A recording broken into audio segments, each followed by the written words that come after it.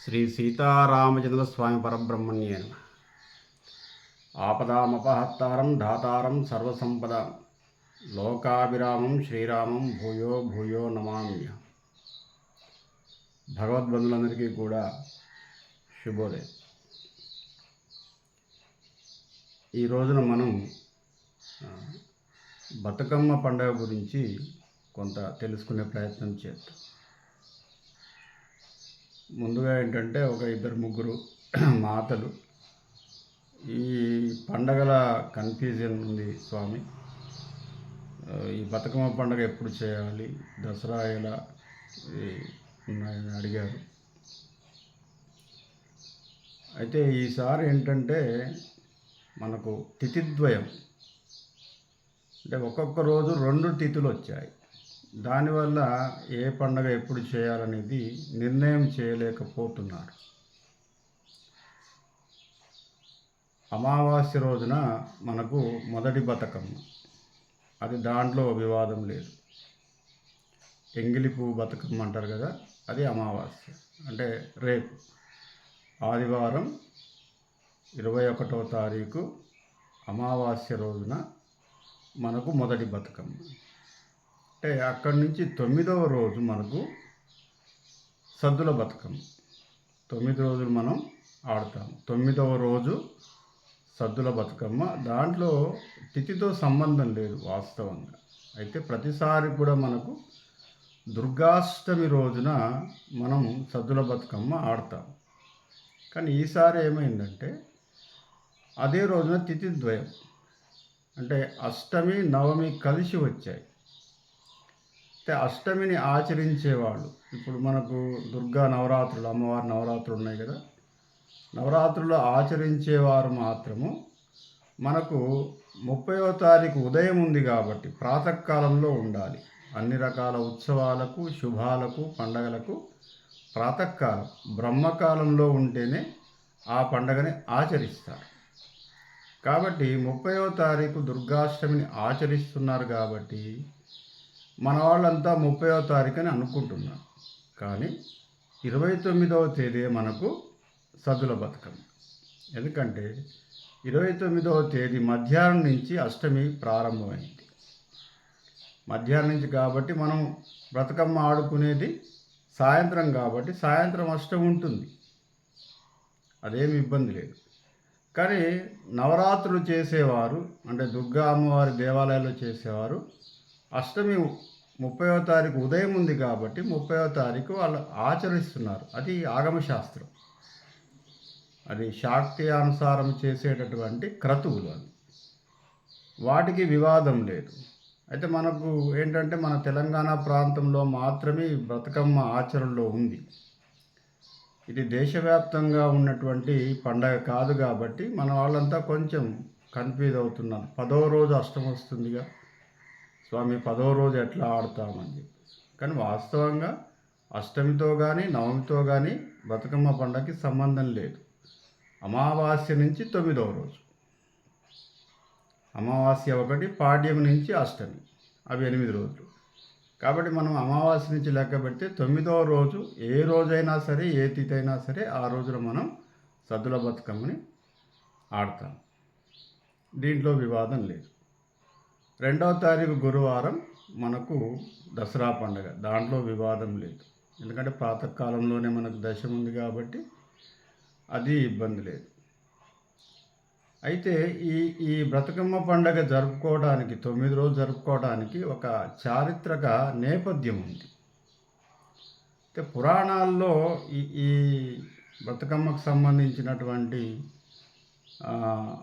విషయాలు పెద్దగా లేవు.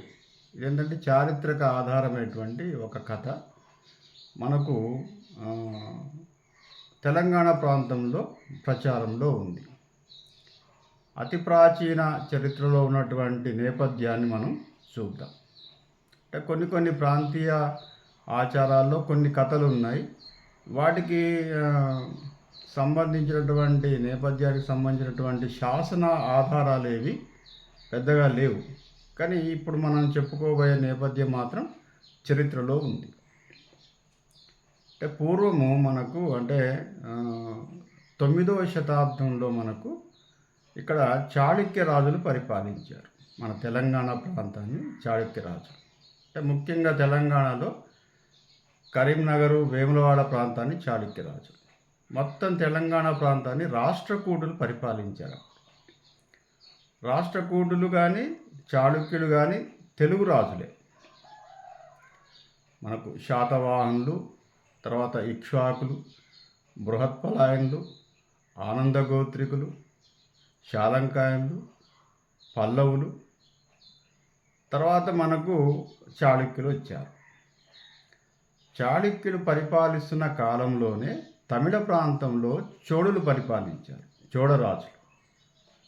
వాస్తవంగా చోళరాజుల యొక్క మూలాలు కన్నడీకులు. వాళ్ళు కన్నడ ప్రాంతం నుంచి వలసపోయి తమిళనాడు ప్రాంతాన్ని అంతా కూడా హస్తగతం చేసుకొని పరిపాలిస్తున్నారు.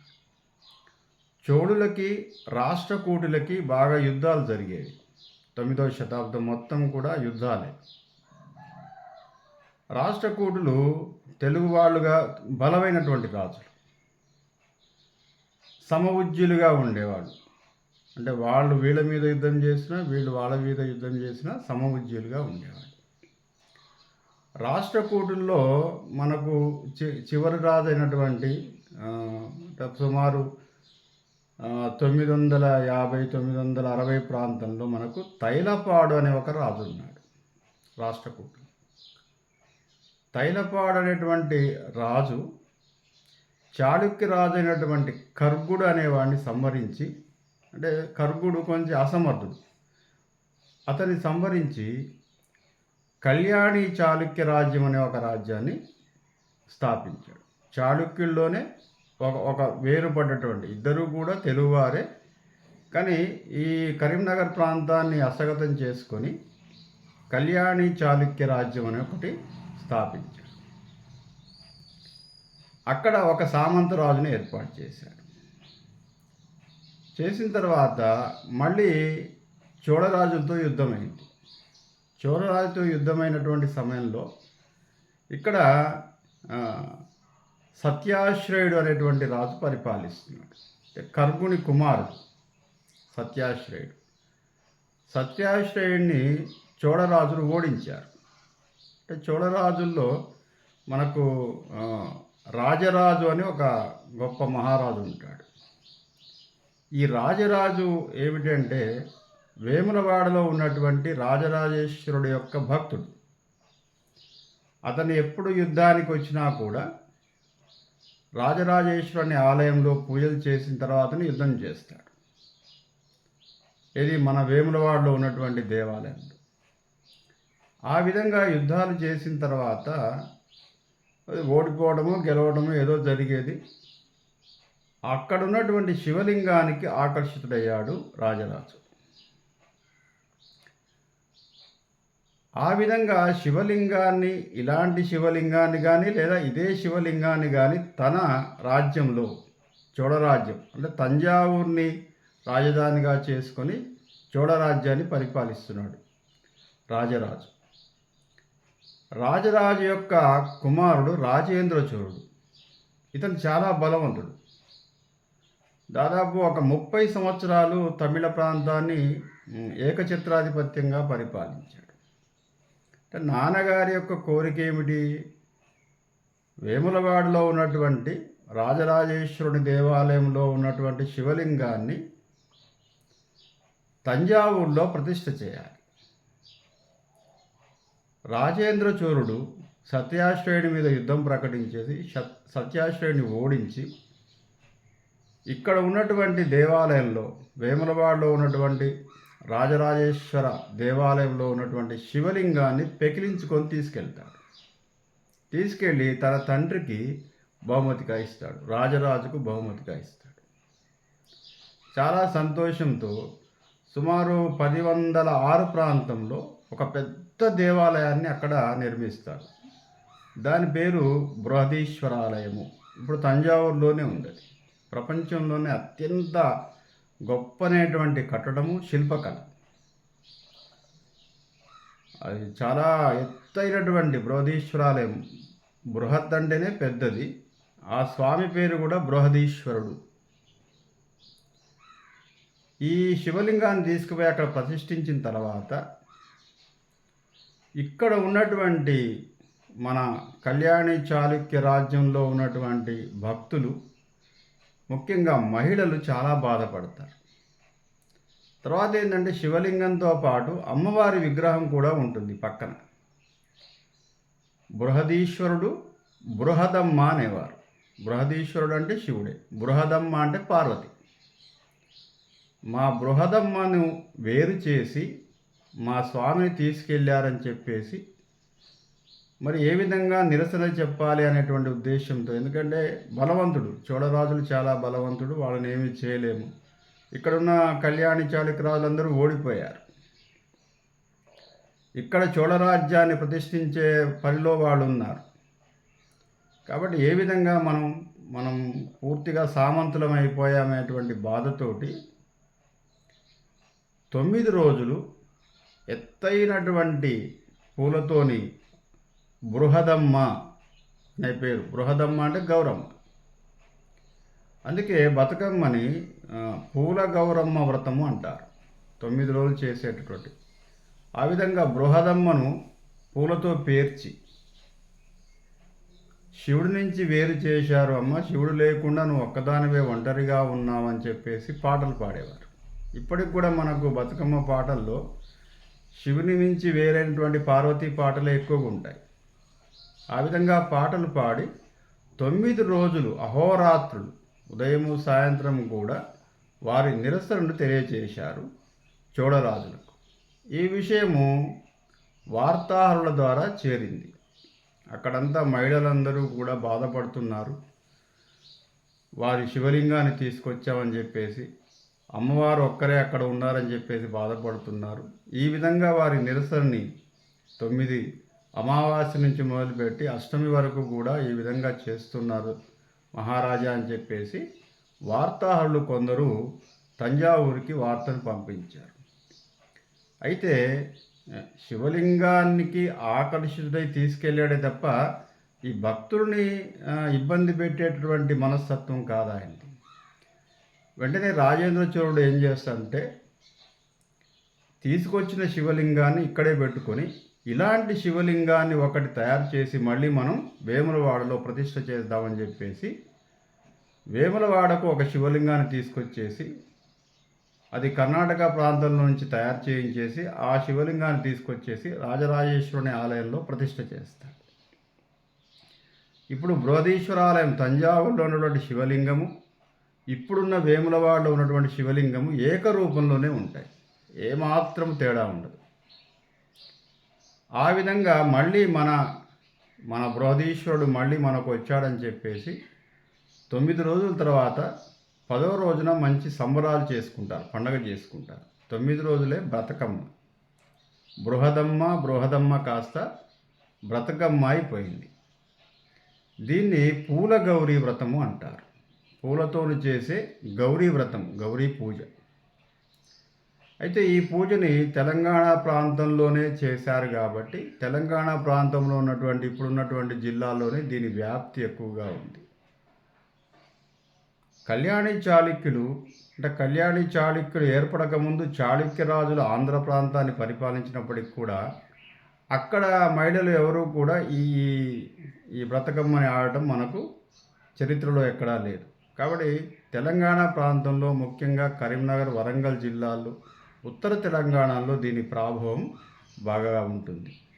కాబట్టి ఆ విధంగా మనం బృహదమ్మను బ్రతకమ్మ అంటే మళ్ళీ అమ్మ నువ్వు శివుడు లేకుండా విలపిస్తూ ఉన్నావు, బాధపడుతున్నావు, మేము బాధపడుతున్నామమ్మా, మా కోసం నువ్వు ఉండాలమ్మా, మా కోసం నువ్వు బ్రతకాలి, నువ్వు వెళ్ళిపోవద్దు, శివుడు పోయాడని చెప్పేసి బృహదమ్మ కాస్త బ్రతకమ్మ మా కోసం ఉండమ్మా అని చెప్పేసి మహిళలందరూ కూడా ఒక విషాదమైనటువంటి దృక్పథంతో ఈ యొక్క 9 రోజులు కూడా పెద్ద పెద్ద బతుకమ్మలు, అంటే దాదాపు 6 అడుగుల నుంచి 10 అడుగుల బతుకమ్మల్ని పేర్చి వాళ్ళు అహోరాత్రులు పూలు తీసుకొచ్చేసి ఈ పండుగను జరిపారు. ముఖ్యంగా వేములవాడలో ఈ పండుగను జరిపినట్టుగా మనకు చరిత్రలో ఆధారాలు ఉన్నాయి, శాసనాలు కూడా ఉన్నాయి. మనకు తంజావూరులో దొరికినటువంటి ఒక శాస్త్రంలో కూడా వేములవాడ నుంచి అంటే కళ్యాణి చాళుక్యుల నుంచి దోచుకుపోయినటువంటి సొమ్ముతోనూ తీసుకుపోయినటువంటి శివలింగంతో అక్కడ వాళ్ళు అంత పెద్ద దేవాలయాన్ని నిర్మించారు అని చెప్పేసి కూడా ఒక శాసనం ఉంది మనకు. కాబట్టి చారిత్రకంగా మనకు శాసన ఆధారాలతో ఉన్నటువంటి నేపథ్యం ఇది, చారిత్రక నేపథ్యం. ఇక కొన్ని ప్రాంతాల్లో కొన్ని జిల్లాల్లో అనేక రకాలైనటువంటి బతుకమ్మ నేపథ్యాలు ఉన్నాయి. కానీ వాటికి సరైనటువంటి ఆధారాలు, చారిత్రక ఆధారాలు అంతగా కనిపించడం లేదు. కాబట్టి ఇది మనకు మూలమైనటువంటి ఆధారం. ఆ విధంగా మహిళలందరూ కూడా, భక్తులందరూ కూడా రేపు ఆదివారం నుంచి మనకు 9 రోజులు ఈ బతుకమ్మని మనం పేర్చుకొని వచ్చే సోమవారం, ఆదివారం 8, సోమవారం 9వ రోజున సద్దుల బతుకమ్మను ఆచరించి ఆ తర్వాత మనకు గురువారం రోజున మనకు దసరా ఉంటుంది 2వ తేదీన. అయితే అమ్మవారిని పల్లె ప్రాంతాల్లో నిలబెట్టుకొని నవరాత్రులు చేసేవారు 3వ తారీఖు శుక్రవారం అవుతుంది కాబట్టి అమ్మవారికి ఉద్వాసన చెప్పరు. అయితే విజయవాడలో ఏంటంటే వాళ్ళు ఏ రోజు ప్రారంభించినా దసరా సాయంత్రం మాత్రమే ఉద్వాసన చెబుతారు. ఆ రోజు అంటే ఊరేగింపు ఏమి ఉండదు, డోలోత్సవం ఉంటుంది. కృష్ణానదిలో హంసతూలికా తల్పం పైన డోలోత్సవం అని చెప్పేసి చేస్తారు దసరా సాయంత్రం. కాబట్టి వారికి శుక్రవారంతో సంబంధం ఏమీ లేదు. పల్లె ప్రాంతాల్లోనూ పట్టణ ప్రాంతాల్లో మనం భక్తోత్సవం చేసుకునే వాళ్ళందరూ కూడా శుక్రవారం అమ్మవారిని మనం పూజ చేసుకొని శుక్రవారం నాడు ఉద్వాసన చెప్పకుండా ఆ రోజు క్రతువునంతా కూడా ముగించుకొని ఒడిబియ్యం మాత్రం పోసుకోవచ్చు శుక్రవారం. శనివారం ఉదయం మనము అమ్మవారికి ఉద్వాసన పూజ చెప్పుకొని ఊరేగింపు చేసుకొని మనం నిమజ్జనం చేసుకోవచ్చు. స్వస్తి ప్రజాభ్య.